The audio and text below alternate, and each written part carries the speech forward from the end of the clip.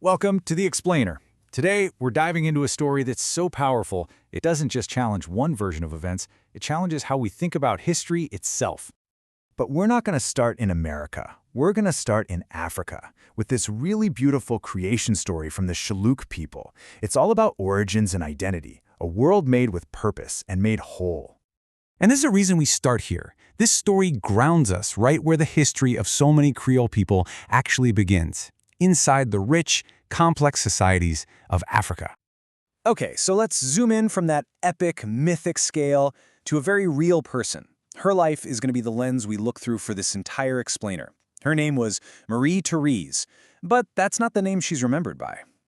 She was called Coincoin. And you know, that name isn't just a nickname. It's believed to be the phonetic version of Ko-Kwe, a name from the Iwi people in West Africa, given specifically to a second-born daughter. So her name itself is a bridge, a direct connection right back across the Atlantic. And her life? Well, it was absolutely extraordinary. She was born into slavery in Louisiana, but the story goes that she used her knowledge of traditional African healing to cure her mistress. And that skill earned her freedom in 1778. But she didn't stop there. She went on to become a successful planter, a landowner, a real matriarch. It's an incredible story, isn't it? But for years and years, the way mainstream history has told stories like Coincoins has been, well, it's been the center of a huge debate. So this slide, this is really the heart of it all. It shows two completely different ways of seeing the past. On one side, you have the traditional view, creolization, which kind of suggests that African cultures were just too diverse, and that the horror of slavery basically erased them. But on the other side, you have this revisionist, Africa-centric view, and it argues that, no, enslaved Africans were active agents who were intentionally carrying their cultures with them. So in that traditional view, Coincoin is framed as a survivor. Her incredible achievements are seen as just reactions to slavery, like defense mechanisms. Her African heritage, it's seen as a kind of faint echo, something symbolic but with no real power or substance in the New World.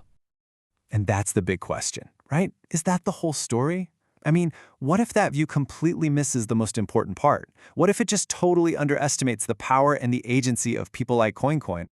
So let's explore that. Let's see how this other revisionist perspective paints a totally different picture. One that sees enslaved Africans not as passive victims, but as people who actively shape their own worlds, even under the most brutal conditions imaginable. See, this view argues that these communities were incredibly successful at building a world on their own terms. They weren't just reacting to what was done to them. They were creating. They were building a new society that drew directly from the African cultures they knew.